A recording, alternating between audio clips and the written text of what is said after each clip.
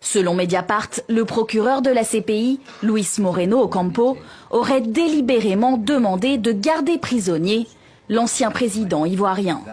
D'après le site d'investigation, l'objectif à l'époque est d'écarter durablement Gbagbo du pouvoir, avec en coulisses la France à la manœuvre.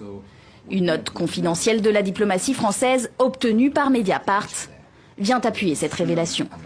Le procureur souhaite que Ouattara ne relâche pas Gbagbo et qu'un État de la région renvoie l'affaire à la CPI au plus vite.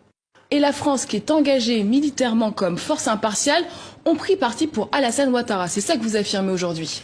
Oui, non seulement ils ont pris parti, ce qui a déjà été documenté par de précédentes enquêtes, mais on voit que la Cour pénale internationale, la justice internationale, qui se doit d'être impartiale et indépendante, a été en quelque sorte l'instrument juridique, le bras armé judiciaire consentant d'une opération qui a des airs de France-Afrique, d'éloignement de celui pour lequel, notamment une puissance comme la France, n'avait pas pris parti, quitte à monter hors de toute procédure légale, hors de toute compétence, hors de toute saisine, la désignation d'un homme pour l'envoyer devant la CPI qui juge, je le rappelle, les génocides, les crimes contre l'humanité et les crimes de guerre. Et pourquoi ce parti pris pour Alassane Ouattara contre Laurent Gbagbo?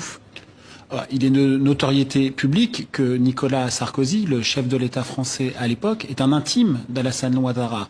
Lui-même, Nicolas Sarkozy, a, dans un livre qui a été publié par des confrères, qui a été titré « Ça reste entre nous, un point d'interrogation », chez Flammarion en 2014, a fait un aveu sidérant, sur lequel il y a eu d'ailleurs peu d'écho, je trouve. Il a dit « Nous avons délogé Laurent Gbagbo et nous avons installé Alassane Ouattara ». C'est-à-dire que c'est une puissance étrangère, la France, qui, comme au beau vieux temps des réseaux Focard et du général de Gaulle, a fait la partition d'un pays et a décidé de son avenir au mépris de sa souveraineté et de la nation. Et donc dans votre enquête entre en scène la justice internationale. Et là c'est le cœur, la Cour pénale internationale, c'est là le cœur de votre enquête. La CPI et son procureur, Luis Moreno Ocampo, auraient agi sous influence française contre Gbagbo.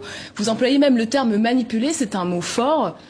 Vous affirmez tout cela aujourd'hui? Oui, on l'affirme, ça sort pas de notre chapeau. Et ce que nous voyons, c'est que le premier procureur de la Cour pénale internationale, monsieur Ocampo, a été en contact, y compris direct, avec Alassane Ouattara au moins dès le mois de décembre 2010, alors qu'il n'y avait pas de troubles manifestes en Côte d'Ivoire, et qu'en avril 2011, alors qu'il n'est pas saisi, que la Cour pénale internationale n'a pas de compétences et qu'il n'y a pas de mandat d'arrêt, il prend contact avec le camp Ouattara par l'intermédiaire de la diplomatie française pour demander de surtout garder sous les verrous et emprisonner Laurent Gbagbo et qu'il faut très vite se débrouiller pour saisir la CPI pour monter un dossier contre lui.